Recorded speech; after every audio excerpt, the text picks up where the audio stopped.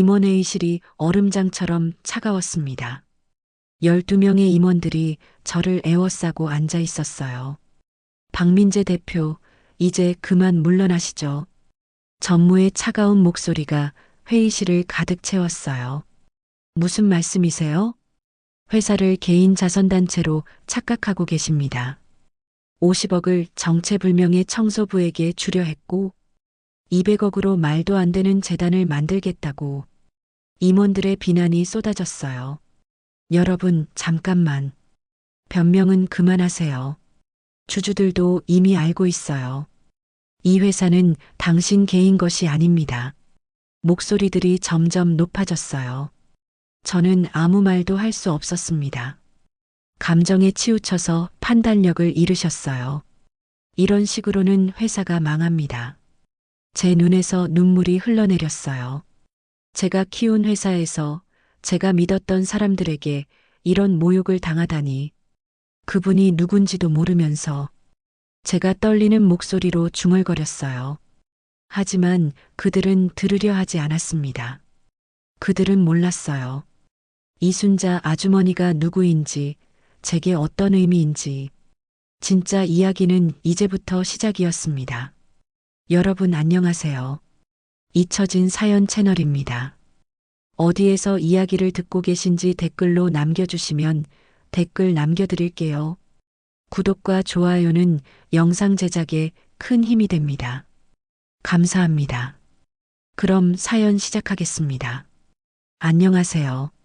저는 박민재입니다. 26살이고 매일 새벽 5시에 일어나 공사장으로 향합니다. 오늘도 어김없이 알람이 울렸습니다. 침대라고 부르기엔 초라한 바닥 매트리스에서 몸을 일으켰죠.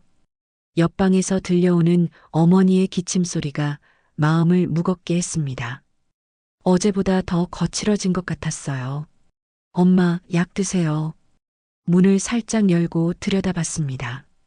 어머니는 여전히 주무시고 계셨어요. 베개맡에 놓인 약봉지들이 눈에 띄었죠. 어제 병원에서 받아온 것들이었습니다. 진료비만 15만 원, 약값이 8만 원이었어요.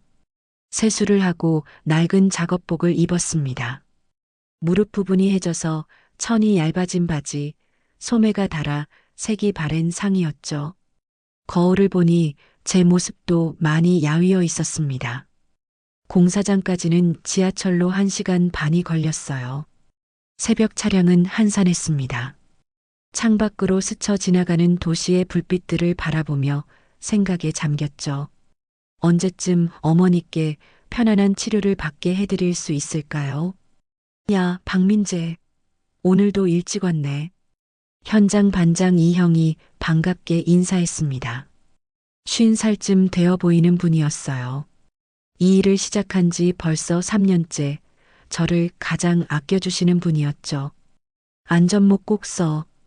요즘 감독관들이 자주 나온다고 하더라. 네, 알겠습니다. 철근을 나르고 시멘트를 섞는 일상이 시작되었습니다. 무거운 자재를 들어 올릴 때마다 어깨와 허리가 아팠어요. 하지만 하루 일당 12만 원을 생각하면 참을 수 있었습니다. 점심시간이 되었습니다. 도시락을 싸올 여유가 없어서 근처 분식집에서 라면을 사 먹었어요. 3,500원짜리 라면 한 그릇이 제 점심이었죠. 민재야, 너 요즘 많이 힘들어 보인다. 옆자리에 앉은 동료 형이 말했습니다. 괜찮습니다. 그냥 좀 피곤해서요. 어머니 병원비 때문이지? 이런 말하기 그렇지만 정부 지원 같은 거 알아봤어? 알아봤는데 자격이 안 되더라고요. 제가 일을 하고 있으니까. 형은 안타까운 표정을 지었습니다. 저도 이런 대화가 불편했어요. 동정받고 싶지 않았거든요. 오후 작업이 끝나고 집으로 돌아왔습니다. 어머니는 거실 소파에 앉아 텔레비전을 보고 계셨어요. 얼굴이 어제보다 더 창백해 보였습니다. 민재야, 오늘도 고생 많았구나. 엄마, 오늘 컨디션은 어때요? 그냥 그래. 약 먹으니까 조금 나은 것 같아. 어머니는 항상 괜찮다고 하셨습니다. 저를 걱정시키지 않으려는 마음이었죠. 하지만 점점 야위어가는 모습을 숨길 수는 없었어요. 저녁은 간단히 계란찜과 밥으로 해결했습니다. 어머니는 몇 숟가락 드시지 못하셨어요. 입맛이 없다고 하시면서요. 엄마, 내일 병원 가야 하는 거 아니에요? 아, 맞다. 검사 결과 나온다고 했지. 가슴이 무거워졌습니다. 지난주 받은 CT 촬영 결과였어요. 의사 선생님 표정이 심상치 않았던 게 기억났습니다. 다음 날 새벽 어머니와 함께 병원으로 향했습니다. 지하철에서 어머니 손을 잡았어요. 손이 많이 차갑고 마른 것 같았습니다. 민재야, 걱정하지 마. 별일 아닐 거야. 하지만 어머니 목소리에도 떨림이 있었어요. 병원 접수를 마치고 진료실 앞에서 기다렸습니다. 다른 환자들과 보호자들의 모습이 눈에 들어왔어요. 모두 저희와 비슷한 표정을 하고 있었습니다. 박정숙 환자 보호자분, 간호사가 저희를 불렀습니다. 진료실 문을 열고 들어갔어요. 의사 선생님이 모니터를 보며 말씀하셨습니다. 검사 결과가 나왔는데요. 일단 자세한 검사가 더 필요할 것 같습니다. 어떤 검사요? 조직 검사와 정밀 CT 촬영이 필요해요. 그리고 가능하면 입원해서 관찰하는 것이 좋겠습니다. 어머니가 제 손을 꽉 잡으셨어요. 비용은 어느 정도 들까요? 전체적으로 300만 원 정도 예상됩니다. 머릿속이 하얘졌습니다. 300만 원이라니. 지금 제 통장 잔고는 겨우 50만 원이었어요. 선생님, 조금 늦춰도 될까요?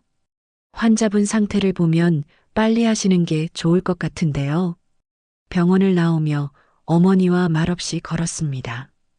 버스 정류장까지 가는 길이 유난히 길게 느껴졌어요. 민재야, 미안하다. 왜 미안해요? 엄마 잘못이 아니잖아요.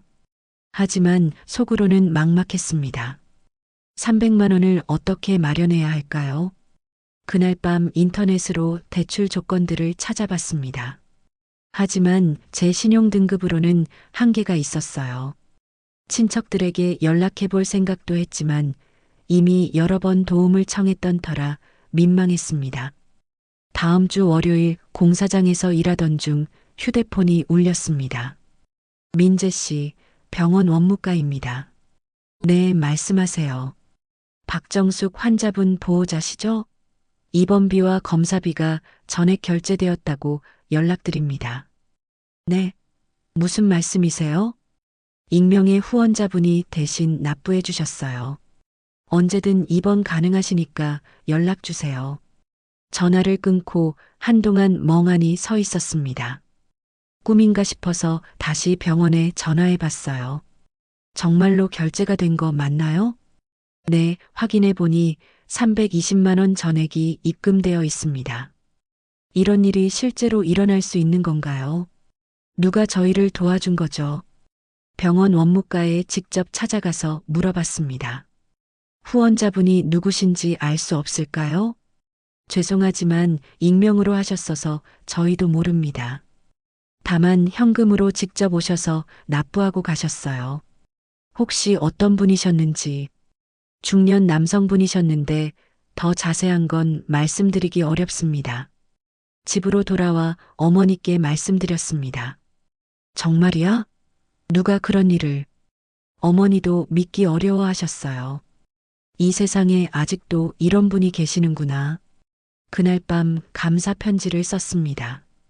누구에게 전할지 몰라도 마음을 담아서요.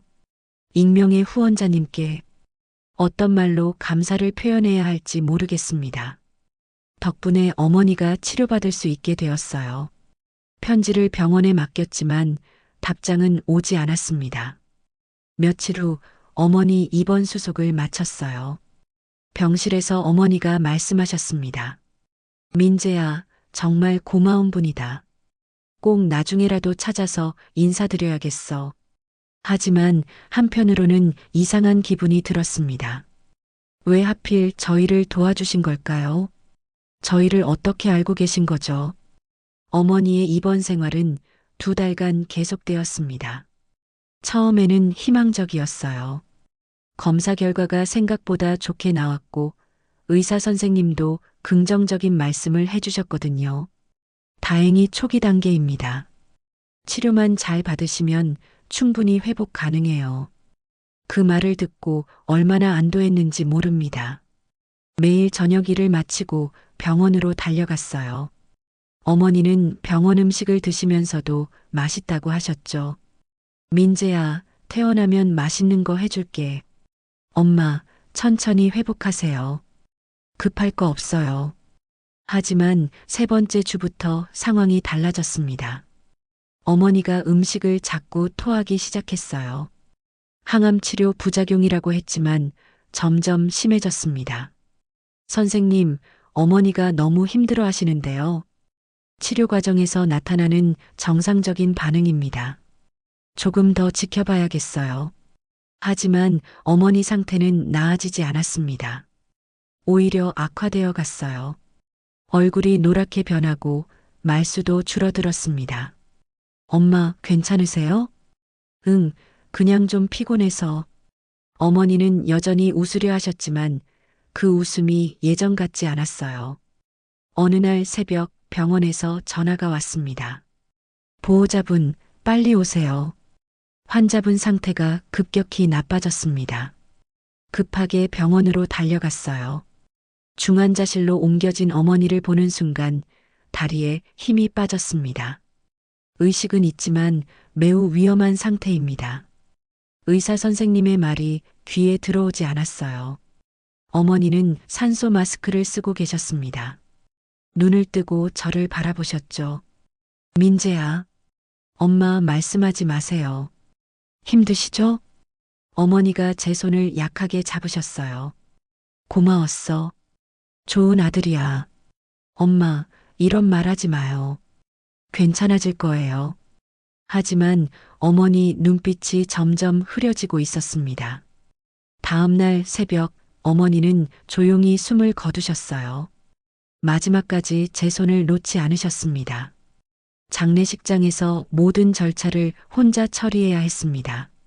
친척들이 몇 분 오셨지만 대부분 형식적인 조문이었어요. 민재야, 이제 혼자 살기 힘들 텐데 천천히 마음 추스르고 새 출발해라. 위로의 말들이었지만 공허하게 들렸습니다. 3일장을 치르는 동안 계속 후원자를 생각했어요. 어머니를 구해주려 했던 그분께 이 소식을 전해야 하는 게 아닌가 싶었습니다. 병원 원무과에 다시 찾아갔어요. 혹시 그때 후원해주신 분 연락처를 알 수 없을까요? 어머니가 돌아가셨다는 걸 알려드리고 싶어서요. 정말 죄송하지만 익명으로 하셨어서. 그럼 제가 편지라도 써서 맡겨둘 수 있을까요? 그것도 어려울 것 같습니다. 연락처를 남기지 않으셨거든요. 막막했습니다. 그 많은 돈을 써주신 분께 감사 인사도 못 드리고 어머니의 부고도 알릴 수 없다니요. 장례를 마치고 집으로 돌아왔습니다. 어머니 없는 집은 너무 조용했어요. 거실 소파에 앉아서 멍하니 시간을 보냈습니다. 어머니 유품을 정리하면서 작은 수첩을 발견했어요. 어머니가 쓰셨던 가계부였습니다. 마지막 페이지에 이런 글이 적혀 있었어요. 민재가 성공했으면 좋겠다. 착한 우리 아들이 행복했으면. 눈물이 나왔습니다. 어머니는 마지막까지 저를 걱정하고 계셨던 거예요. 그날 밤 결심했습니다. 서울로 올라가기로요. 이곳에 있으면 계속 슬픔에 머물 것 같았어요. 그리고 언젠가 성공해서 후원자분을 꼭 찾아 은혜를 갚겠다고 다짐했습니다. 짐을 쌌습니다. 가져갈 게 별로 없었어요. 옷 몇 벌과 어머니 사진, 그리고 그 가계부가 전부였습니다. 서울행 기차표를 끊었어요. KTX는 비싸서 무궁화호로 했습니다. 창밖 풍경을 보며 생각했어요. 새로운 시작이 될 거라고. 서울역에 도착해서 가장 먼저 한 일은 고시원을 구하는 것이었습니다. 보증금 30만 원, 월세 35만 원짜리 작은 방을 얻었어요. 고시원 방은 정말 작았습니다. 침대와 책상이 전부였어요. 창문도 작아서 햇빛이 거의 들어오지 않았습니다. 다음 날부터 일자리를 찾기 시작했어요. 학력이 고졸이라 선택의 폭이 좁았습니다. 공사 현장 일을 계속할 수도 있었지만 뭔가 다른 일을 해보고 싶었어요. 편의점 야간 알바부터 시작했습니다. 밤 11시부터 아침 7시까지 시급은 9천 원이었어요. 신입이시네요. 일주일만 버티면 다행이에요. 야간은 정말 힘들거든요. 점장이 농담처럼 말했지만 정말 힘들었습니다. 밤새 서서 일하고 새벽에 술 취한 손님들을 상대하는 것도 쉽지 않았어요. 하지만 포기하지 않았습니다. 어머니 생각을 하면 견딜 수 있었어요. 낮에는 온라인 강의를 들었습니다. 컴퓨터 자격증을 따기 위해서였어요. 고시원 공용 컴퓨터실에서 공부했습니다. 몇 달 후 자격증을 땄어요. 워드 프로세서와 컴활 2급이었습니다. 그걸로 사무직에 지원해봤지만 쉽지 않았어요. 경력이 없으시네요. 학력이 조금. 면접에서 번번이 떨어졌습니다. 좌절스러웠지만 계속 도전했어요. 드디어 작은 무역회사에서 연락이 왔습니다. 급여는 많지 않지만 배울 건 많을 거예요. 월급이 180만 원이었습니다. 편의점 알바보다 적었지만 정규직이라는 게 중요했어요. 회사는 직원이 10명도 안 되는 작은 곳이었습니다. 제 일은 주로 서류 정리와 전화 응대였어요. 민재 씨, 영어 할 줄 알아요? 아니요, 전혀요. 그럼 영어 공부해야겠네. 우리 회사는 수출이 주 업무거든. 퇴근 후에는 영어 공부를 시작했어요. 도서관에서 기초 문법 책을 빌려서 독학했습니다. 1년이 지났을 때 작은 성과를 냈어요. 거래처와의 영문 이메일을 혼자 처리할 수 있게 되었거든요. 민재 씨 실력이 많이 늘었네요. 사장님이 칭찬해 주셨습니다. 급여도 20만 원 올려주셨어요. 고시원에서 원룸으로 이사했습니다. 보증금 500만 원, 월세 60만 원짜리였어요. 어머니 병원비로 받았던 돈을 조금씩 모아서 마련한 거였습니다. 원룸은 고시원보다 훨씬 넓었어요. 작은 냉장고와 가스레인지도 있었습니다. 처음으로 제 공간이 생긴 것 같아서 기뻤어요. 벽에 어머니 사진을 걸었습니다. 엄마, 조금씩 나아지고 있어요. 걱정하지 마세요. 사진 속 어머니가 웃고 계시는 것 같았어요. 2년째 되던 해 회사에서 큰 계약을 따냈습니다. 제가 중국 바이어와 직접 커뮤니케이션을 담당했어요. 중국어도 틈틈이 공부했거든요. 민재 씨 덕분에 이 계약 성사됐어요. 사장님이 특별 보너스를 주셨습니다. 100만 원이었어요. 그 돈으로 어머니 산소화를 했습니다. 오랜만에 고향에 내려가서 성묘를 했어요. 엄마, 서울에서 열심히 살고 있어요. 아직 멀었지만 조금씩 성공하고 있어요.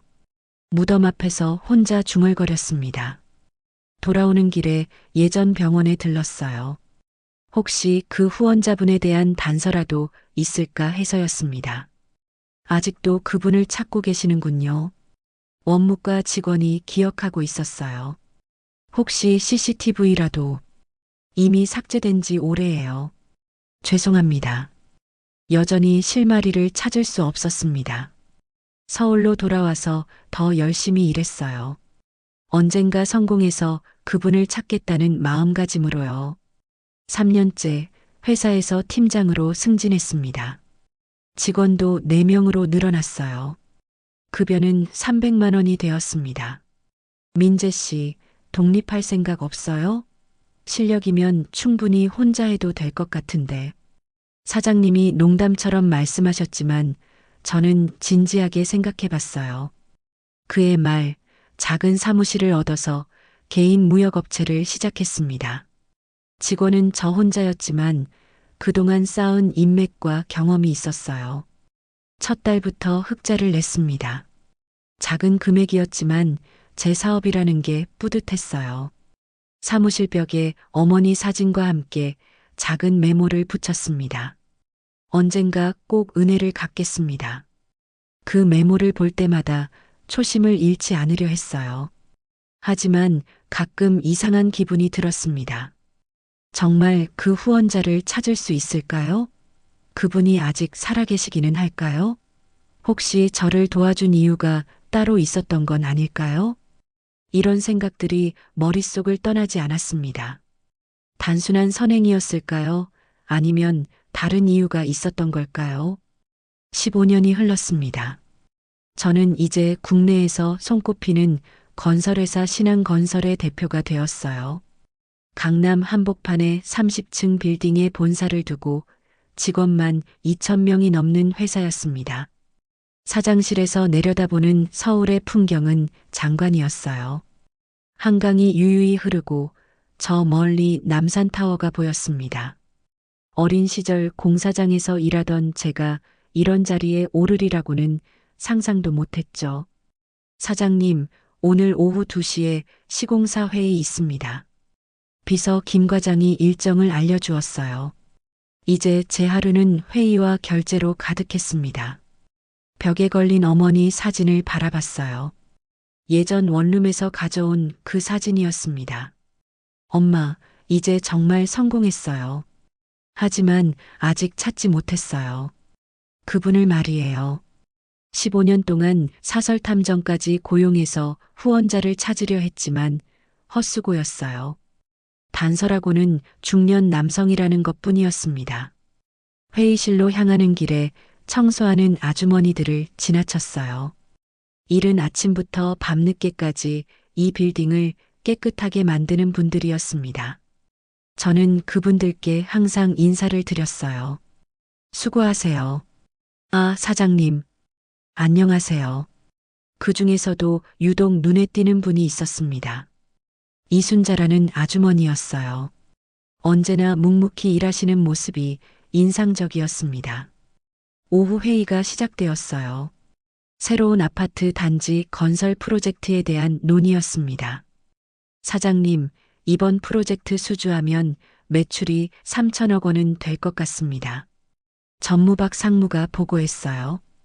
경쟁사는 어떤 상황인가요? 대원건설과 한솔건설이 경쟁사입니다. 하지만 우리가 유리한 위치에 있어요. 그런데 회의 중간에 부장 한 명이 이상한 제안을 했어요. 사장님, 사실 이번 프로젝트를 확실히 따내는 방법이 있습니다. 무슨 방법이죠? 발주처 담당자와 개인적인 관계를 만드는 거예요. 골프도 함께 치고 눈치로 알 수 있었어요. 부정한 방법을 암시하는 것이었습니다. 그런 식으로는 하지 맙시다. 실력으로 정당하게 경쟁해야죠. 하지만 사장님, 요즘 현실이 그렇지 않습니다. 다른 회사들도 다 하고 있어요. 우리는 그런 식으로 하지 않습니다. 단호하게 말했지만 내심 고민이 되었어요. 정말 다른 회사들이 그런 식으로 한다면 우리만 손해를 보는 게 아닐까요? 회의를 마치고 사장실로 돌아왔습니다. 창밖을 바라보며 생각에 잠겼어요. 성공을 위해서라면 어디까지 타협해야 할까요? 그때 어머니의 가계부가 생각났어요. 마지막 페이지에 적혀 있던 글 말이에요. 착한 우리 아들이 행복했으면.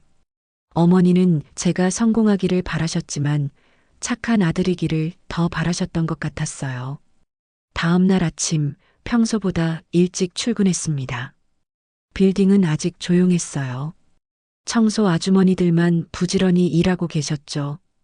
엘리베이터를 기다리는데 이순자 아주머니가 쓰레기 봉투를 들고 지나가셨어요. 뭔가 봉투에서 떨어뜨린 것 같았습니다. 아주머니, 뭔가 떨어뜨리신 것 같은데요. 아, 그런가요? 바닥에 떨어진 건 작은 봉투였어요. 그 안에서 사진 몇 장이 보였습니다. 이순자 아주머니가 봉투를 주우면서 사진을 보더니 갑자기 얼굴이 하얗게 변했어요. 아주머니, 괜찮으세요? 네, 네, 괜찮습니다. 하지만 아주머니 손이 떨리고 있었어요. 사진을 보고 놀란 것 같았습니다. 혹시 중요한 사진인가요? 아니에요. 그냥 오래된 사진이에요. 아주머니는 서둘러 사진을 봉투에 넣고 황급히 사라졌어요. 뭔가 이상했습니다. 그날 오후 예상했던 일이 벌어졌어요.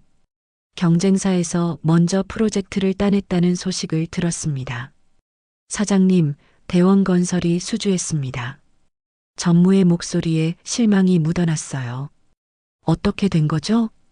들리는 소문으로는 그쪽에서 발주처와 특별한 관계를 만들었다고 합니다.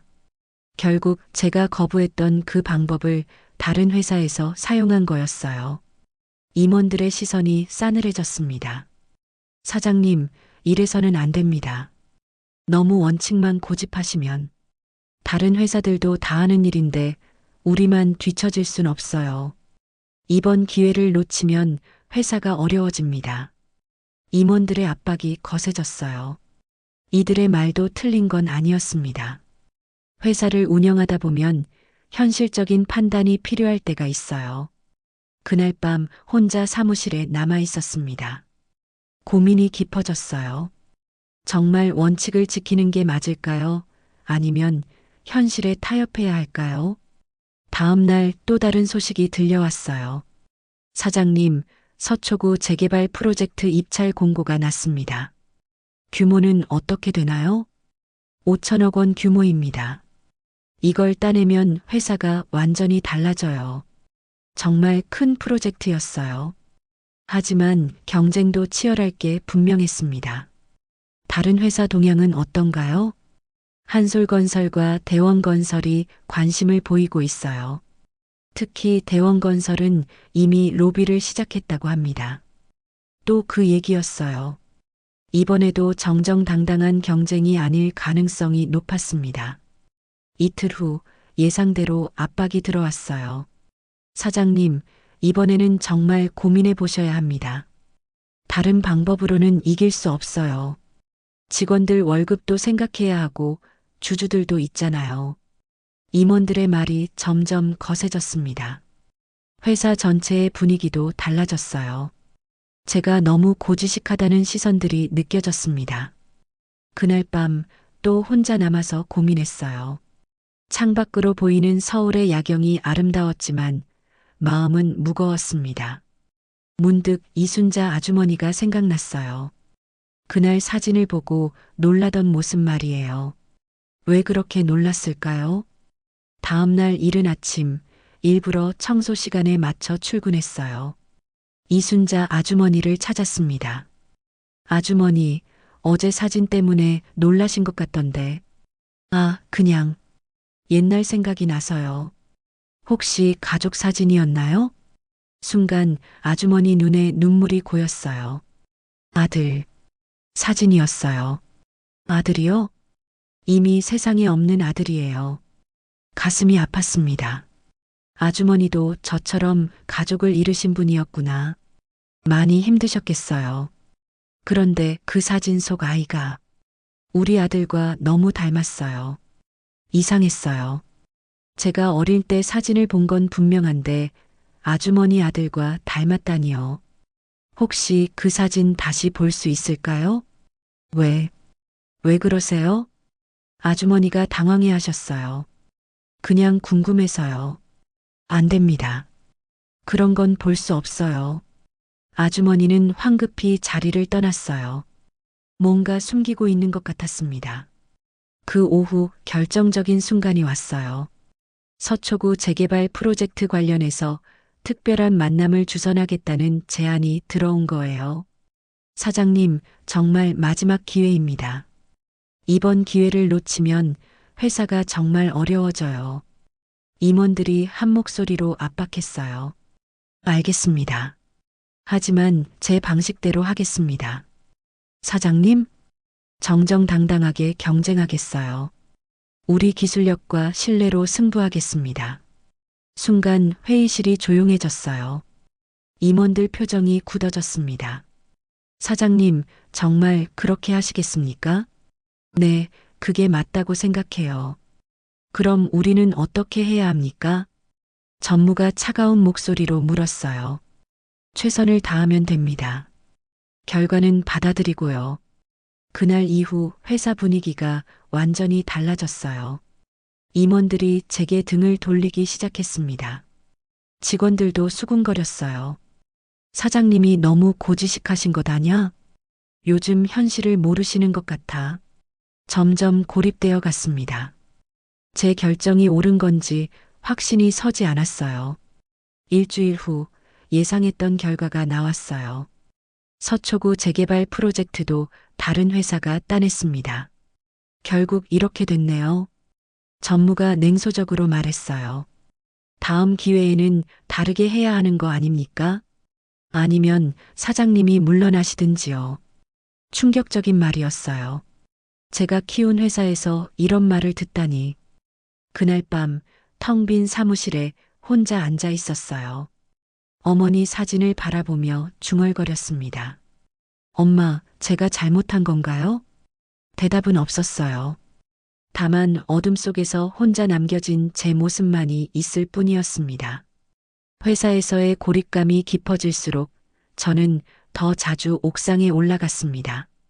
30층 높이에서 내려다보는 서울의 야경이 마음을 달래주는 것 같았어요. 어느 날 저녁 평소보다 늦게 옥상에 올라갔는데 누군가 먼저 와 있었습니다. 구석진 곳에 혼자 앉아 있는 사람이 보였어요. 가까이 가보니 이순자 아주머니였습니다. 무릎을 껴안고 앉아서 멀리 한강을 바라보고 계셨어요. 아주머니, 여기 계셨네요. 아주머니가 깜짝 놀라며 일어나셨어요. 사장님, 죄송합니다. 여기 있으면 안 되는 건가요? 아니에요. 괜찮습니다. 옥상은 직원들 누구나 올 수 있는 공간이었어요. 하지만 아주머니는 여전히 미안해하는 표정이셨습니다. 혼자 있고 싶으실 텐데. 아니에요. 저도 혼자 있었는데 오히려 좋네요. 아주머니 옆에 조심스럽게 앉았어요. 가까이서 보니 얼굴이 많이 상해 보이셨습니다. 요즘 힘든 일이 있으신가요? 그냥 이런저런 일들이요. 아주머니의 목소리가 쓸쓸했어요. 뭔가 깊은 사연이 있어 보였습니다. 저도 요즘 어려운 시기예요. 회사 일이 잘 안 풀려서요. 사장님 같은 분도 그런 일이 있으신가요? 사람 사는 게 다 비슷한 것 같아요. 그날 이후 종종 옥상에서 아주머니를 만나게 되었어요. 처음에는 서로 인사만 하고 각자 자리에 앉아 있었지만 점차 대화를 나누게 되었습니다. 아주머니는 어떻게 이 일을 시작하게 되셨어요? 몇 년 전에 남편이 돌아가시고 나서요. 할 줄 아는 게 이것밖에 없어서. 자녀분은 없으세요? 순간 아주머니 표정이 어두워졌어요. 아들이 하나 있었는데 이미 세상에 없어요. 가슴이 아팠습니다. 저와 비슷한 상황이셨구나. 언제부터 혼자 사신 거예요? 15년 정도 됐네요. 15년이라니. 제가 서울에 올라온 것과 비슷한 시기였어요. 며칠 후 아주머니가 평소와 다르게 많이 늦은 시간에 나타났어요. 얼굴이 창백하고 걸음걸이도 불안정했습니다. 아주머니, 괜찮으세요? 네. 그냥 좀 어지러워서요. 자세히 보니 손에 상처가 나 있었어요. 상처가 났네요. 어떻게 된 거예요? 청소하다가 유리에 베었어요. 괜찮습니다. 하지만 상처가 꽤 깊어 보였어요. 병원에 가보시는 게 좋을 것 같은데요. 병원비가 부담스러워서 그냥 약국에서 약 사서 발랐어요. 마음이 아팠습니다. 상처 치료도 제대로 받지 못하는 상황이신 거예요. 제가 병원비 드릴게요. 아니에요. 그럴 수 없어요. 아주머니께서 받으시는 게 아니라 제가 드리는 거예요. 같은 건물에서 일하는 동료잖아요. 결국 아주머니를 설득해서 응급실에 모시고 갔어요. 상처를 꿰매고 파상풍 주사까지 맞으셨습니다. 정말 고맙습니다. 어떻게 갚아야 할지 갚으실 거 없어요. 당연한 일이에요. 그 일을 계기로 아주머니와 더 가까워졌어요. 가끔 아주머니 형편을 물어보고 필요한 것이 있으면 조용히 도와드렸습니다. 어느 날 아주머니가 말씀하셨어요. 사장님, 제가 사는 곳이 너무 초라하지만 한번 놀러 오세요. 정말요? 괜찮을까요? 네, 차라도 한 잔 대접하고 싶어요. 주말에 아주머니 집을 찾아갔어요. 지하철로 1시간 정도 걸리는 곳이었습니다. 달동네라고 불리는 오래된 주택가였어요. 골목길을 따라 올라가니 작은 단독주택이 나왔어요. 페인트가 벗겨지고 낡은 집이었지만 아주머니가 정성스럽게 관리하고 계시는 게 느껴졌습니다. 들어오세요. 정말 좁고 허름해서 부끄럽네요. 집안은 정말 작았어요. 방 2개와 작은 부엌이 전부였습니다. 하지만 깔끔하게 정리되어 있었어요. 앉으세요. 차 끓여드릴게요. 거실에 앉아서 둘러보는데 벽에 걸린 사진이 눈에 띄었어요. 흑백 사진이었는데 젊은 여자와 어린 남자아이가 함께 찍은 것 같았습니다. 아주머니, 저 사진은 뭐예요? 아주머니가 차를 들고 오시다가 제 시선을 따라 사진을 보셨어요. 순간 얼굴이 하얗게 변했습니다. 그냥 옛날 사진이에요. 하지만 목소리가 떨리고 있었어요. 사진을 자세히 보니 어린 남자아이의 모습이 낯익었어요. 어디서 본 것 같은데. 혹시 아주머니 아들 사진인가요? 아, 네, 그래요. 아주머니가 사진을 내려다보며 말씀하셨어요. 정말 똑똑하고 착한 아이였어요. 어릴 때부터 저를 많이 걱정해줬죠. 사진 속 아이의 얼굴을 계속 바라봤어요. 정말 어디서 본 것 같은데. 갑자기 번개처럼 떠오르는 기억이 있었어요. 어린 시절 제 모습과 너무 닮았다는 생각이 들었습니다. 아주머니, 혹시 이 아이 차 식기 전에 드세요. 아주머니가 황급히 화제를 돌렸어요. 하지만 제 마음은 이미 동요하고 있었습니다. 그날 밤 집으로 돌아와서 어린 시절 사진들을 찾아봤어요. 어머니가 남겨주신 앨범에서 비슷한 시기의 사진을 찾았습니다. 놀라웠어요. 아주머니 집에서 본 사진 속 아이와 제가 정말 닮아 있었습니다. 아니, 닮은 정도가 아니라 거의 똑같았어요. 이상한 기분이 들었어요. 단순한 우연일까요? 다음날 회사에서 아주머니를 찾았지만 보이지 않았어요. 이순자 아주머니 안 오셨나요? 아, 몸이 아프다고 연락 왔어요. 걱정이 되었어요. 어제 제가 사진에 대해 물어본 것 때문일까요? 퇴근 후 아주머니 집으로 찾아갔어요. 문을 두드렸지만 대답이 없었습니다. 아주머니, 저예요. 민재예요. 한참 후에야 문이 열렸어요. 아주머니 얼굴이 많이 상해 보였습니다. 왜 오셨어요? 몸이 아프시다고 해서 걱정돼서 왔어요. 괜찮습니다. 그냥 감기 기운이 있어서요. 하지만 아주머니 눈이 빨갛게 충혈되어 있었어요. 우신 것 같았습니다. 들어가서 이야기해도 될까요? 안 됩니다. 지금은 아주머니, 어제 그 사진에 대해 더 물어보고 싶어요. 순간 아주머니가 완전히 무너져 내리는 것 같았어요. 안 돼요. 그런 건 물어보면 안 돼요. 왜요? 무슨 일인가요? 그냥 가세요. 제발. 아주머니가 문을 닫으려 했지만 저는 포기할 수 없었어요. 아주머니, 혹시 저를 아세요? 예전부터? 모르겠어요. 정말 모르겠어요. 아주머니가 울음을 터뜨렸어요. 아주머니, 진실을 말씀해 주세요. 진실이라니. 무슨, 혹시 15년 전에 저희 가족을 도와주신 분, 그게 아주머니와 관련이 있나요? 아주머니 얼굴이 창백해졌어요. 아니에요. 그런 거 아니에요. 하지만 목소리에 확신이 없었어요. 아주머니, 제발 말씀해 주세요. 저는 15년 동안 그분을 찾고 있었어요. 정말 아무것도 몰라요. 제발 가세요. 아주머니가 문을 굳게 닫아버렸어요. 그 이후로 아주머니는 회사에 나오지 않았어요. 며칠을 기다렸지만 소식이 없었습니다. 인사과에 문의해 봤어요. 이순자 씨가 사직서를 내셨어요. 언제요? 사흘 전에요. 갑자기 그만두겠다고 하더라고요. 충격이었어요. 제가 너무 다그쳤나 싶어서 후회가 되었습니다. 다시 아주머니 집을 찾아갔어요. 하지만 집은 비어 있었고 이사 간 것 같았어요. 옆집 아주머니, 이순자 씨 어디 가셨는지 아세요? 며칠 전에 갑자기 이사 갔어요. 어디로 간지는 몰라요. 완전히 사라져버린 거였어요. 그날 밤 혼자 사무실에 앉아서 생각했어요. 분명히 뭔가 숨겨진 이야기가 있었어요. 그 사진, 아주머니의 반응, 그리고 갑작스러운 실종. 어머니 사진을 바라보며 중얼거렸습니다. 엄마, 이게 우연일까요? 아니면 대답은 여전히 오지 않았어요.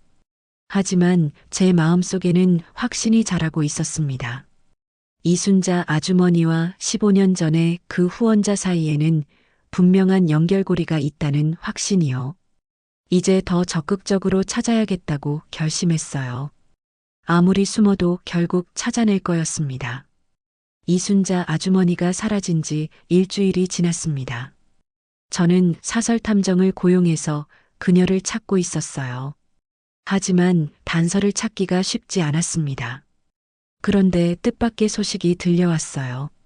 사장님, 이순자 씨가 다른 청소업체에서 일하고 있다는 정보를 입수했습니다. 탐정이 전화로 알려주었어요. 어디서요? 을지로에 있는 오래된 상가 건물이에요. 그런데 그쪽 사정이 좋지 않은 것 같습니다. 다음 날 바로 그곳으로 향했어요. 낡은 상가 건물이었는데 엘리베이터도 제대로 작동하지 않았습니다. 건물 관리사무소를 찾아갔어요. 이순자 씨라고 아세요? 아, 새로운 청소 아주머니요? 그분 오늘 안 나왔어요. 왜요? 몸이 아프다고 하더라고요. 사실 나이도 많으시고 불안한 예감이 들었어요.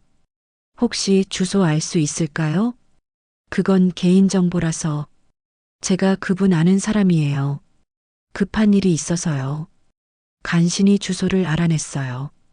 이전 집에서 멀지 않은 곳이었습니다. 찾아간 곳은 더욱 허름한 반지하 방이었어요. 습기가 차고 곰팡이 냄새가 났습니다. 문을 두드렸지만 대답이 없었어요. 한참을 기다린 후에야 약한 목소리가 들렸습니다. 누구세요? 저예요, 민재예요. 왜 또 오셨어요? 문이 조금 열렸어요. 아주머니 얼굴이 보였는데 전보다 훨씬 야위어 보였습니다. 아주머니, 몸이 많이 안 좋으신 것 같은데요. 괜찮아요. 그냥 감기예요. 하지만 목소리에 힘이 없었어요. 병원에 가보셨어요? 병원비가 지금은 형편이 어려워서요. 마음이 아팠습니다. 이런 상황에서도 저를 피하려 하시는 아주머니가 안타까웠어요. 아주머니, 제가 도와드릴게요. 안 돼요. 더 이상 패 끼칠 수 없어요. 패가 아니에요. 당연한 일이에요. 그때 뒤에서 낯선 남자의 목소리가 들렸어요. 이순자 씨, 이번 달 월세는 언제 주실 거예요? 집주인인 것 같았어요. 40대 중반의 남자였습니다. 죄송해요.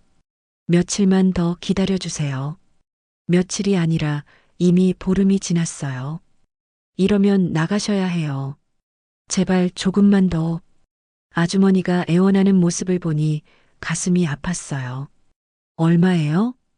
제가 집주인에게 물었어요. 누구세요? 월세가 얼마냐고 물어봤어요. 50만 원인데. 왜요? 제가 대신 드릴게요. 지갑에서 현금을 꺼내 건넸어요. 사장님, 안 돼요. 아주머니가 만류했지만 이미 늦었어요. 집주인이 돈을 받고 가자 아주머니가 주저앉았어요. 왜 이러세요?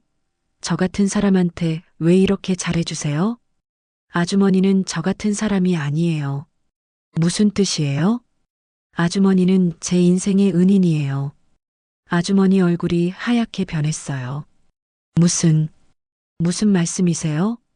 15년 전 제 어머니 병원비를 대주신 분. 그게 아주머니죠? 순간 아주머니가 울음을 터뜨렸어요. 아니에요. 그런 게 아니에요. 아주머니, 이제 그만 숨기세요. 정말 아니라니까요. 하지만 아주머니의 반응이 모든 걸 말해주고 있었어요. 다음 날 회사로 돌아와서 재무 담당자를 불렀어요. 김 이사, 급한 일이 있어요. 무슨 일이시죠? 이순자라는 분에게 50억 원을 지급해야 해요. 김 이사가 깜짝 놀랐어요. 50억 원이요? 무슨 일로요?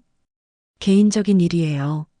하지만 그런 큰 금액을 제 개인 자산에서 지급하는 거예요. 사장님, 그래도 이유는 알아야. 이유는 묻지 마세요. 그냥 처리해 주세요. 김 이사는 당황했지만 지시를 따랐어요. 그 소식은 금세 회사 전체에 퍼졌어요. 임원들이 몰려왔습니다. 사장님, 도대체 무슨 일입니까? 50억이라니 너무 큰 금액 아닙니까? 혹시 협박이라도 당하신 건가요? 모든 사람들이 궁금해했어요. 다들 진정하세요. 그래도 이유는 알아야 하지 않겠습니까? 전무가 따졌어요. 내 인생에서 받은 은혜를 이제야 돌려주는 겁니다. 은혜요? 그분이 없었다면 지금의 제가 없어요. 임원들이 서로 얼굴을 바라봤어요. 이해할 수 없다는 표정들이었습니다. 사장님, 그래도 50억은 그분이 제게 해주신 일을 생각하면 50억도 적어요. 그날 오후 직접 이순자 아주머니를 찾아갔어요. 수표를 들고서요. 아주머니, 받으세요. 이게 뭐예요? 50억 원이에요. 아주머니가 기절할 것 같은 표정을 지었어요. 미쳤어요? 왜 이런 걸? 15년 전에 아주머니가 저희에게 해주신 일이에요. 정말 아니라고 했잖아요. 아주머니, 이제 그만 거짓말하세요. 저는 이미 다 알고 있어요. 아주머니가 바닥에 주저앉았어요. 왜 알아냈어요? 처음부터 느낌이 왔어요. 아주머니를 처음 봤을 때부터 안 돼요. 이런 큰 돈. 아주머니가 저희 가족에게 해주신 게 이것보다 훨씬 컸어요. 그제서야 아주머니가 모든 걸 인정했어요. 정말 미안해요. 눈물이 흘러내렸어요. 왜 미안해 하세요? 감사해야 할 사람은 저예요. 그때 당신을 보니까 우리 아들 같았어요. 아주머니의 고백이 시작되었어요. 아주머니는 수표를 바라보며 한참을 말없이 서 있었어요. 손이 떨리고 있었습니다. 받을 수 없어요. 왜요? 이건 제가 받을 돈이 아니에요. 아주머니가 저희를 도와주신 건데 왜 받을 돈이 아니에요? 아주머니가 고개를 저었어요. 당신은 몰라요. 진짜 이유를. 그럼 말씀해 주세요. 말할 수 없어요. 아주머니의 목소리가 떨렸어요. 뭔가 더 깊은 사연이 있는 것 같았습니다. 아주머니, 제발 말씀해 주세요. 저는 진실이 알고 싶어요. 진실을 알면 당신이 상처받을 거예요. 그래도 알아야 해요. 아주머니가 깊은 한숨을 쉬었어요. 정말 알고 싶어요? 네.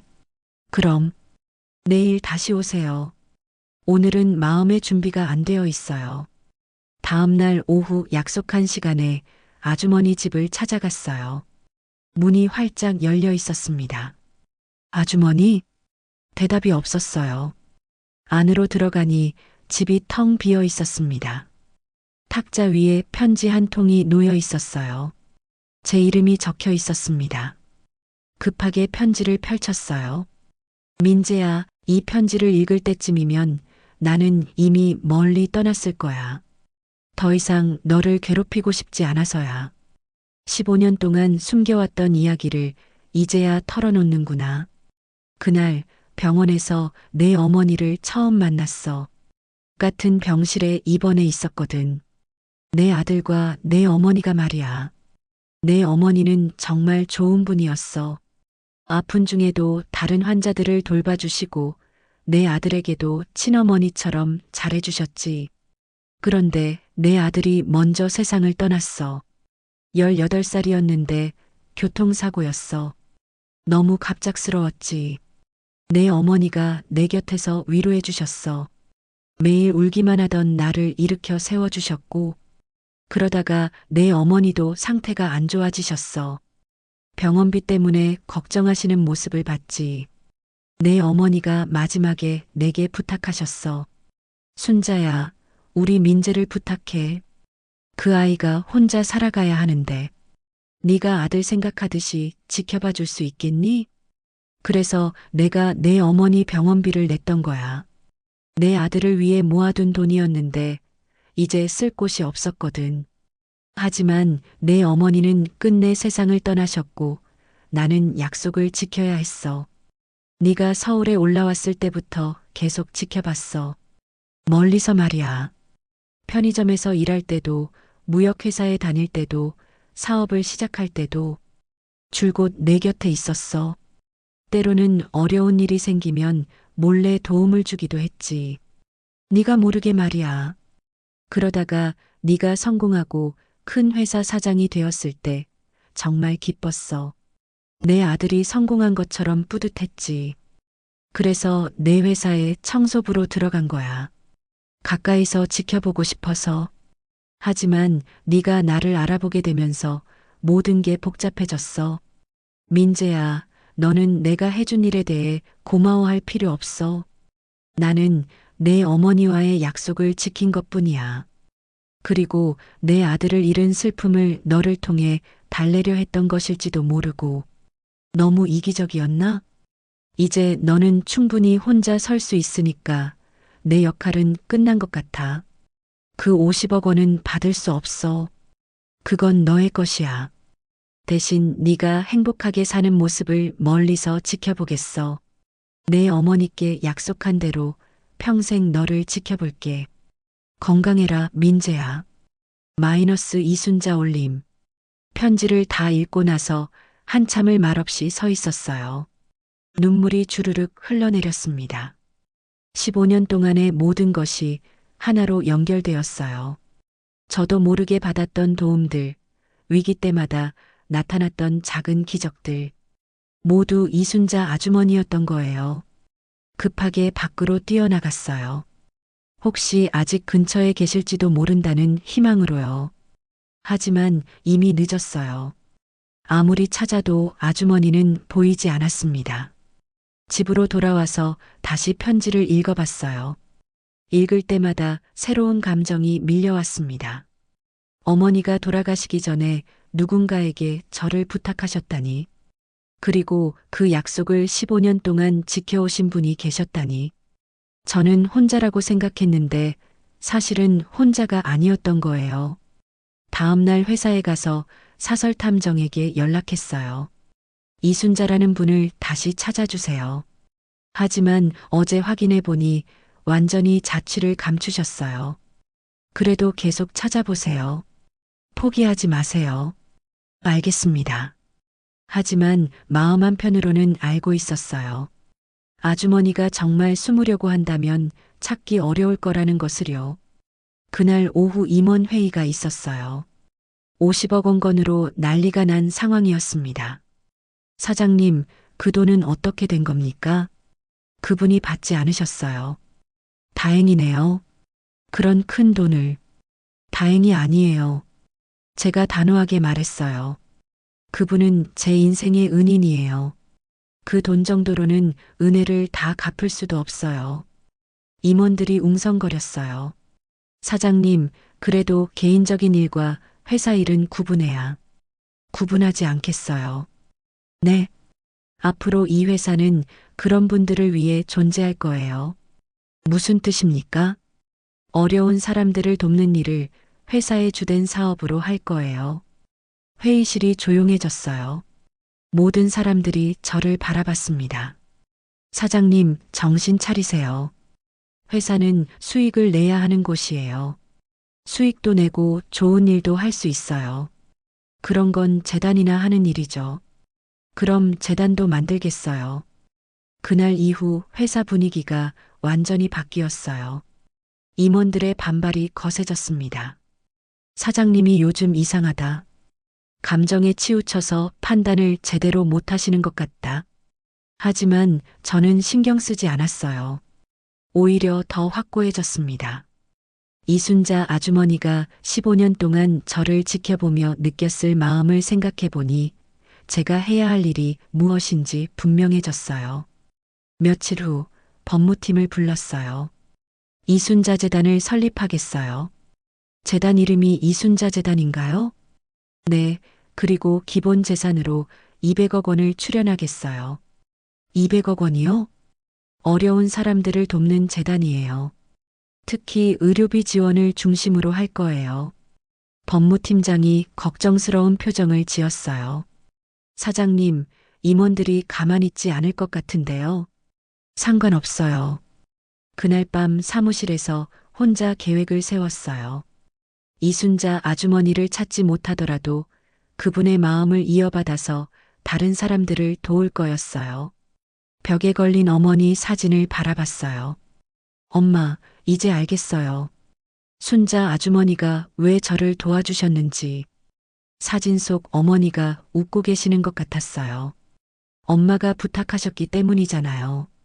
그리고 아주머니는 약속을 지키신 거고. 이제 제 차례였어요. 어머니와 이순자 아주머니의 마음을 이어받아서 저도 누군가를 도울 때가 온 거였습니다. 편지를 다시 한번 읽어봤어요. 아주머니의 마지막 말이 특히 마음에 와 닿았습니다. 평생 너를 지켜볼게. 멀리 계시더라도 아주머니는 여전히 저를 지켜보고 계실 거예요. 그럼 저도 다른 누군가를 지켜봐야겠죠. 그렇게 해서 새로운 시작을 준비했습니다. 편지를 읽고 며칠이 지났지만 여전히 충격에서 벗어날 수 없었어요.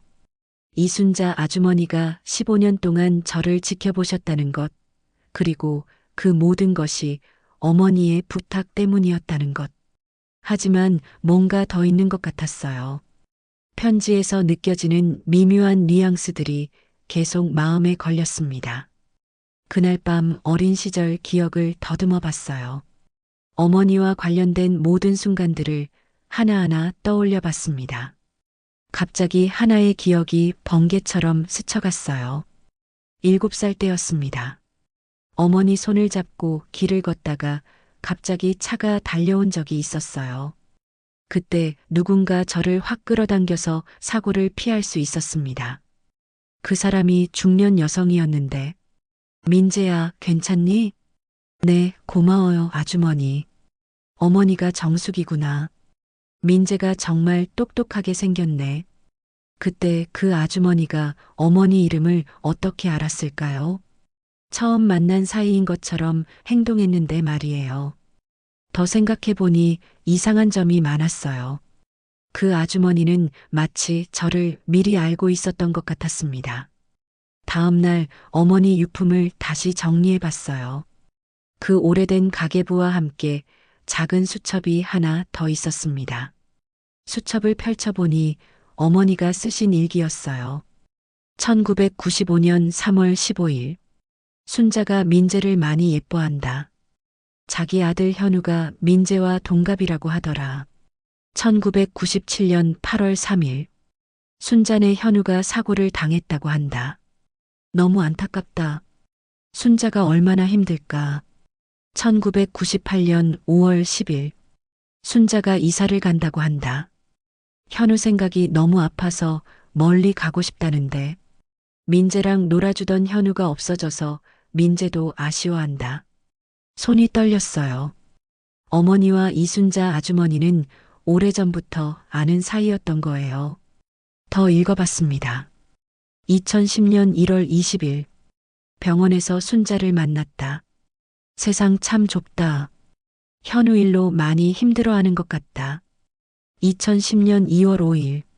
순자가 내 병원비를 내겠다고 한다. 현우 일로 받은 보험금이 있다면서 고마운 마음이지만 너무 미안하다. 2010년 2월 20일. 순자에게 부탁했다. 내가 죽으면 민재를 지켜달라고. 그 아이는 순자를 어머니처럼 따르니까 부탁할 수 있을 것 같다. 모든 퍼즐이 맞춰지기 시작했어요. 이순자 아주머니는 저를 어릴 때부터 알고 있었던 거예요. 어머니의 오랜 친구였고 저를 자식처럼 아끼던 분이었습니다. 그런데 아들 현우를 잃고 멀리 이사를 가셨던 거예요. 그러다가 우연히 병원에서 어머니를 다시 만나게 된 거였습니다. 더 놀라운 건 그 다음이었어요. 2010년 3월 1일. 순자가 말했다. 민재를 현우처럼 생각하겠다고. 현우가 살아있다면 민재와 같은 나이였을 텐데. 순자 마음이 이해된다. 2010년 3월 15일. 순자에게 마지막 부탁을 했다. 민재가 성공할 때까지 지켜달라고. 그 아이가 어려울 때 도와달라고.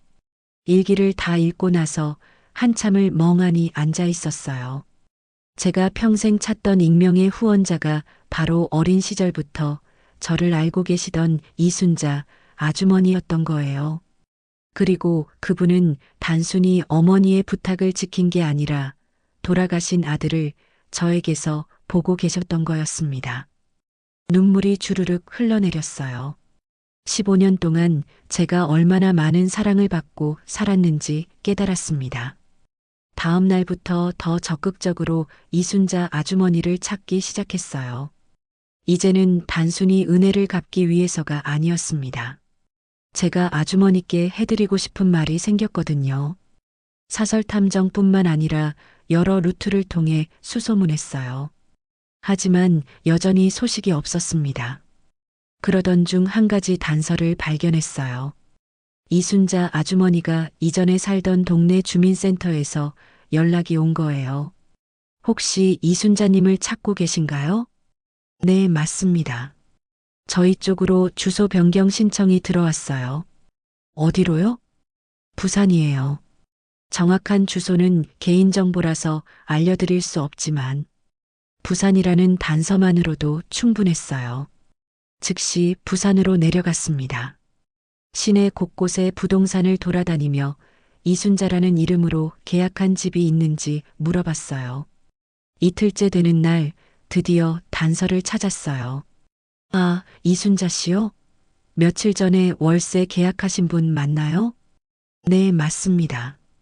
해운대 쪽 원룸이에요. 주소를 확인하고 바로 찾아갔어요. 바다가 보이는 작은 원룸이었습니다. 문을 두드렸어요.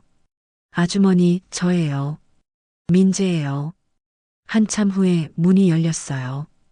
이순자 아주머니가 놀란 표정으로 저를 바라봤습니다. 어떻게 여기까지? 아주머니, 이제 다 알았어요. 뭘 안다는 거야? 어머니 일기를 찾았어요. 아주머니와 어머니가 오래전부터 아는 사이였다는 것도, 현우라는 아들이 있었다는 것도. 아주머니 얼굴이 하얗게 변했어요. 그리고 제가 어릴 때 저를 사고에서 구해주신 분도 아주머니죠? 어떻게? 기억이 났어요. 7살 때 차에 치일 뻔했는데 아주머니가 구해주셨어요. 아주머니가 주저앉았어요. 다 들켰구나. 아주머니, 왜 숨기셨어요? 너무 무거웠어. 네가 알면 부담스러워할 것 같아서. 부담스럽긴요. 고마운데요. 아주머니가 울음을 터뜨렸어요. 정말 고마워. 너 때문에 현우 잃은 아픔을 견딜 수 있었어. 아주머니, 이제 그만 혼자 살지 마세요. 무슨 뜻이야? 서울로 올라오세요. 제가 모실게요. 안 돼. 나는 이제 늙었어. 나이가 무슨 상관이에요. 아주머니는 제 어머니나 마찬가지예요. 그날 밤 아주머니와 긴 대화를 나눴어요. 15년 동안 숨겨져 있던 모든 이야기들이 쏟아져 나왔습니다. 네가 편의점에서 일할 때도 가끔 지나가면서 봤어. 야윈 모습 보면 마음이 아팠지. 무역회사 다닐 때도요? 그때도 네가 야근하는 모습 보면서 현우 생각이 많이 났어. 그럼 제가 사업 시작할 때도? 물론이지. 사무실 근처에서 가끔 봤어. 성공하는 모습 보면서 정말 뿌듯했다. 제 인생의 모든 순간에 아주머니가 함께 있었던 거예요. 아주머니, 정말 고마워요. 고마워할 건 나야. 너 때문에 살아갈 이유가 있었어. 다음 날 아주머니를 설득해서 서울로 함께 올라왔어요. 제 집 근처에 좋은 아파트를 하나 구해드렸어요. 아주머니는 계속 사양하셨지만 제가 강력하게 권했습니다. 이제 정말 제 어머니라고 생각하고 지내세요. 그래도가 아니에요. 당연한 일이에요. 그렇게 해서 이순자 아주머니는 제 곁으로 돌아오셨어요. 회사 임원들에게도 소개했어요. 이분이 바로 제 인생의 은인이세요. 안녕하세요. 임원들이 인사를 드렸지만 여전히 이해하지 못하는 표정이었어요. 하지만 상관없었어요. 이제 진짜 가족이 생겼으니까요. 그날 밤 아주머니와 함께 저녁을 먹으면서 말했어요. 아주머니, 앞으로 함께 좋은 일 많이 해요. 무슨 좋은 일? 이순자재단 운영하는 거요. 아주머니가 저를 도와주신 것처럼 우리도 다른 사람들을 도와주는 거예요. 아주머니가 환하게 웃으셨어요. 그거 좋은 생각이다. 15년 만에 진짜 가족을 되찾은 기분이었어요. 이순자 아주머니와 함께 지낸 지 석 달이 흘렀습니다. 평화로운 나날이었어요. 매일 아침 함께 산책하고 저녁에는 함께 식사하며 하루를 마무리했습니다. 아주머니는 이순자 재단 운영에도 적극적으로 참여해 주셨어요. 어려운 환자들을 직접 만나서 상담해 주시고 어떤 도움이 필요한지 세심하게 파악해 주셨습니다. 민재야, 이 환자는 수술비가 시급해 보여. 알겠어요. 바로 처리하겠습니다. 아주머니의 조언은 항상 정확했어요. 오랜 경험으로 사람의 마음을 잘 읽으시는 분이었습니다. 그런데 며칠 전부터 아주머니가 자꾸 피곤해 하셨어요. 아주머니, 어디 아픈 데 없으세요? 그냥 나이가 들어서 그런 것 같아. 괜찮다. 하지만 걱정이 되어서 병원 검진을 권했어요. 한번 종합 검진 받아보세요. 그럴 필요 없어. 별일 아닐 거야. 결국 제가 강력히 권해서 검진을 받으시게 되었어요. 일주일 후 결과가 나왔습니다. 의사 선생님이 저를 따로 부르셨어요. 보호자분, 잠깐 이야기 좀 하죠. 심상치 않은 표정이었어요. 어머니 상태가 어떤가요? 췌장에 문제가 있습니다. 상당히 진행된 상태예요. 머릿속이 하얘졌어요. 치료는 가능한가요? 나이를 고려하면 적극적인 치료보다는 편안하게 지내시는 게 좋을 것 같습니다. 얼마나? 길어야 반년 정도로 보입니다. 병원을 나오면서 아주머니에게 어떻게 말씀드릴지 고민했어요. 아직은 말씀드리지 않기로 했습니다. 검진 결과는 어떻게 나왔어요? 별 문제 없대요. 다만 좀 더 쉬라고 하네요. 다행이다. 아주머니가 안심하시는 모습을 보니 마음이 더 아팠어요. 그날부터 아주머니와 보내는 시간을 더 소중히 여겼습니다. 매일 함께 있으려고 노력했어요. 민재야, 요즘 일은 괜찮아? 너무 나한테만 신경 쓰는 것 아니야? 일보다 아주머니가 더 중요해요. 고마워. 정말 좋은 아들 같아. 2달이 더 지났습니다. 아주머니가 점점 약해지시는 게 눈에 보였어요. 하지만 여전히 밝은 모습을 잃지 않으셨습니다. 어느 날 아주머니가 말씀하셨어요. 민재야, 나 이제 요양원에 가고 싶어. 왜요? 집에서 편히 계시면 되잖아요. 너무 폐가 되는 것 같아서. 그리고 거기 가면 비슷한 처지의 사람들도 많잖아. 결국 좋은 요양원을 찾아서 모셔다 드렸어요. 매일 퇴근 후에 들러서 함께 시간을 보냈습니다.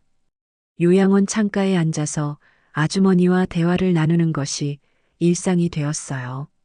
민재야, 너 정말 많이 성장했다. 아주머니 덕분이에요. 아니야. 내 자신의 노력이야.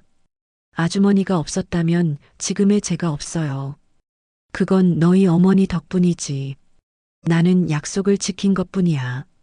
어느 겨울날 아주머니 상태가 급격히 나빠졌어요. 의식을 잃었다가 깨어나기를 반복하셨습니다. 민재야. 희미한 목소리로 저를 부르셨어요. 네, 여기 있어요. 이제 어머니가 안심하시겠네. 아주머니가 미소를 지으셨어요. 힘겹지만 따뜻한 미소였습니다. 아주머니, 오랫동안 고생하셨어요. 고생이 아니야. 행복했어? 제가 아주머니 손을 꽉 잡았어요. 이제는 제가 지킬게요. 은혜를 돈으로 갚을 수는 없지만 제 마음으로 평생 갚겠습니다. 너무 부담 갖지 마. 그냥 행복하게 살아. 네, 꼭 그렇게 할게요. 그날 밤 아주머니는 평화롭게 잠드셨어요. 마지막까지 제 손을 놓지 않으셨습니다. 장례를 치르고 나서 한동안 멍했어요. 어머니를 잃었을 때와는 다른 슬픔이었습니다. 어머니의 사랑을 이어받아 저를 돌봐주신 분을 떠나보내는 슬픔이었어요. 아주머니가 계시던 요양원 창가에 혼자 앉아 있었어요. 밖으로는 하얀 눈이 내리고 있었습니다. 손에는 아주머니가 젊었을 때 아들 현우와 함께 찍은 사진이 들려 있었어요. 행복해 보이는 모자의 모습이었습니다. 아주머니, 이제 현우를 만나셨겠네요. 사진을 바라보며 중얼거렸어요. 창밖에 눈송이들이 춤추듯 내려왔어요. 마치 아주머니가 하늘에서 인사하는 것 같았습니다. 그때 깨달았어요. 그 사람은 이유 없이 나를 도운 게 아니었다. 제 목소리가 조용한 방 안에 울려 퍼졌어요. 사랑에는 언제나 이유가 있었다. 어머니의 사랑, 이순자 아주머니의 사랑, 모두 이유가 있었어요. 가족을 향한 마음, 돌아가신 아들을 그리는 마음, 친구와의 약속을 지키려는 마음. 이제 제가 그 사랑을 이어갈 차례였어요. 창밖에 눈이 점점 더 많이 내렸어요. 하얀 눈송이들이 세상을 덮어가고 있었습니다. 새로운 시작을 알리는 것 같았어요. 제가 일어나서 창문을 열었어요. 차가운 바람이 얼굴을 스쳤습니다. 아주머니, 저 잘 살게요. 아주머니가 저에게 해주신 것처럼 저도 다른 사람들에게 해줄게요. 그렇게 약속하며 요양원을 나왔어요. 앞으로도 이순자 재단을 통해 많은 사람들을 도울 거예요. 아주머니의 마음을 이어받아서 말이에요. 사랑은 끝나지 않아요. 한 사람에서 다른 사람으로 계속 이어져 가니까요. 그것이 바로 그 사람의 이유였습니다.